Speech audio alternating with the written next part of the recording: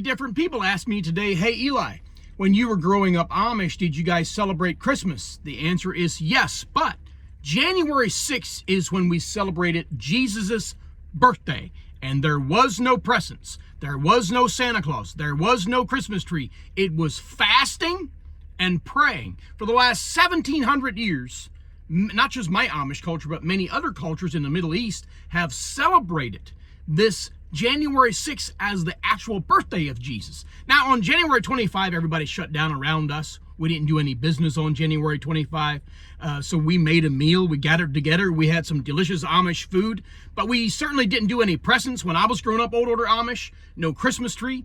When I was still allowed to visit my mom, she always asked me, hey, with a really sad face, fearing that I did, knowing probably that I did, Eli, did you put up a Christmas tree when you left the Amish? I said, well, yes, Mom, but I know the reason for the season. And she always cried. She had tears just streaming down her face because she believes, in her opinion, the way she was raised by her daddy, the bishop, was that Christmas trees are being worshipped by the world. You know, trees, presents, and Santa Claus, all of that. I said, Mom, I don't worship it, but I put up a tree. But anyway, let's read something to you here. So some Christians celebrate Jesus' birthday on January 6th as part of the feast day of Epiphany, or Three Kings Day, some call it. This day commemorates the visit of the Magi, M-A-G-I, Magi, or three wise men to Jesus after his birth. The Magi brought gifts of gold, frankincense, and myrrh to Jesus and his family. The exact date of Jesus' birth is not known. Nobody knows. The Bible's not clear on this. But the date of Epiphany is based on the Gospel of Matthew. The holiday is celebrated by Roman Catholics, Lutherans, and even Anglicans, whatever that means, and other Western Christians, including Amish and Mennonite and Hutterites. A lot of those cultures, like a Russian Orthodox tradition. That's where we inherited from the old order Amish.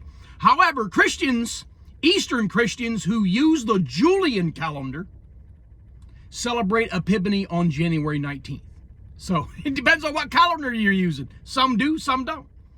In Armenia, Christmas is celebrated on January 6th and is known as the Armenian Christmas. This tradition has been observed for over 1,700 years.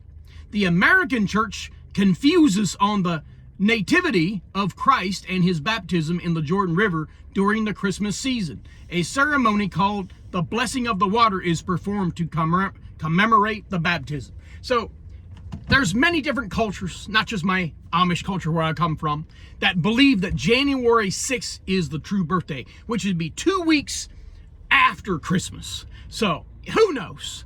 I will say this. As a born-again Christian, every day is Christmas. Every day is Easter. I celebrate Jesus' birthday and Jesus' resurrection every day. Worship the true and living God every day in truth and in spirit. As a born-again Christian that looks through the spiritual lens rather than the religious, carnal mind, physical lens. Religion says, oh, you got to get it right. You got to get it this day, that day. Who cares?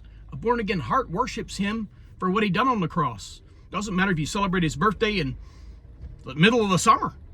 Celebrate the resurrection all year long. I got resurrection power. He was crucified, was buried, and rose again on the third day. I celebrate that accomplishment every day, all day. I praise and worship him every day, all day. So it really doesn't matter for a born-again Christian what date is set aside to do what. There's all kinds of rituals and traditions of religion that have no value to God. It's about the heart. Why are you keeping Christmas tradition? Why are you celebrating the resurrection called Easter? Certainly ain't no bunny and no eggs. I'm telling you guys, it comes down to a relationship in the heart. But thank you for your questions that you ask about Amish and this and that and this and that and this and that. I mean, I also share a lot of and answer a lot of questions in my book Undeceived, which is available now on online bookstores, Amazon, Barnes & Noble, Books A Million, EliYoder.com. And I think a lot of your questions will also be answered right here in this book. And for those of you that have already ordered my book, could you please hop on there and give me a review? Thank you very much, and God bless you.